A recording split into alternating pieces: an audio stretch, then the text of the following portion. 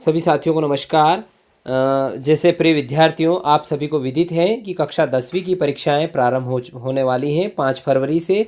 तो मैं आज आपको काव्यखंड के महत्वपूर्ण वस्तुनिष्ठ प्रश्न आज यहां पर आपको बताने वाला हूं। इससे पहले यदि आप चैनल पर नए हैं और आपने चैनल को सब्सक्राइब नहीं किया है तो प्लीज़ सब्सक्राइब कर लें और बेल आइकन को प्रेस कर लें ताकि आने वाले वीडियो के नोटिफिकेशन आपको मिलते रहेंगे। आज मैं आपको काव्यखंड के महत्वपूर्ण वस्तुनिष्ठ यहाँ पर बताने वाला हूँ, तो ध्यान से देखेंगे और समझेंगे। पहला प्रश्न है, सही विकल्प चुनिए। रीतिकाल की प्रमुख प्रवृत्ति है।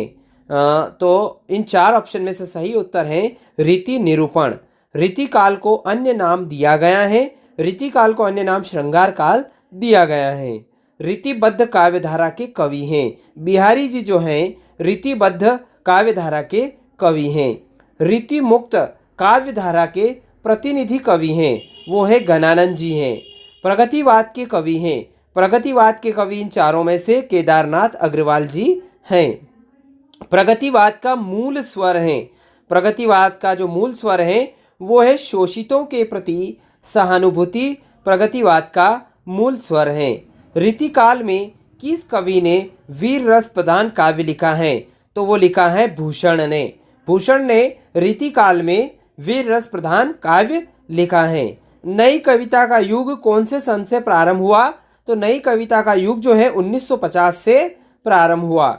हिंदी के पद्य साहित्य का दूसरा काल है। हिंदी के पद्य साहित्य का दूसरा काल भक्ति काल है।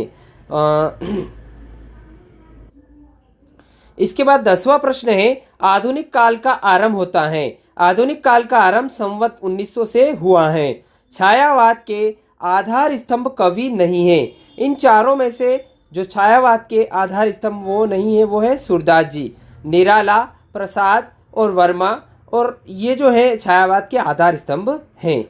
प्रयोगवाद के कवि हैं। इन चारों में से प्रयोगवाद के कवि हैं अज्ञेय जी।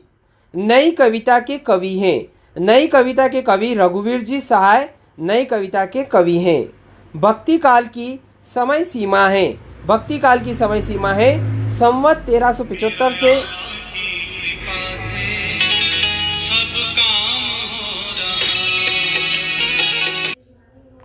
भक्ति काल की समय सीमा है। तो भक्ति काल की जो समय सीमा है वो अपन देख लेते हैं उत्तर में। संवत 1375 से संवत 1700। पद्य साहित्य को कितने काल में विभाजित किया गया है? तो पद्य साहित्य को 4 कालों में विभाजित किया गया है। वहीं बात करें रीतिकाल का समय है, तो रीतिकाल का समय है संवत 1707 से 1900 तक। रीतिकाल को इस नाम से भी जाना जाता है। प्रिय विद्यार्थियों, रीतिकाल को श्रृंगार काल के नाम से भी जाना जाता है। रीतिकाल के प्रमुख कवि हैं। इन चारों में से रीतिकाल के प्रमुख कवि बिहारी जी हैं। रीतिकाल को श्रृंगार काल का नाम दिया है, किसने दिया? तो आचार्य विश्वनाथ जी ने रीतिकाल को जो है श्रृंगार काल का नाम यहाँ पर दिया गया है। तो साथियों, ये थे काव्यखंड के 20 महत्वपूर्ण प्रश्न जो मैंने यहाँ आपको बताने का प्रयास किया है। आशा करता हूँ कि पूरी अपडेट यहाँ पर आपको अच्छी लगी होगी। यदि वीडियो अच्छा लगे तो लाइक करें, शेयर करें और कमेंट करें। एक बार और निवेदन है, चैनल को जरूर सब्सक्राइब कर लें और बेल आइकन को प्रेस कर लें। बहुत बहुत धन्यवाद। जय हिंद, जय भारत।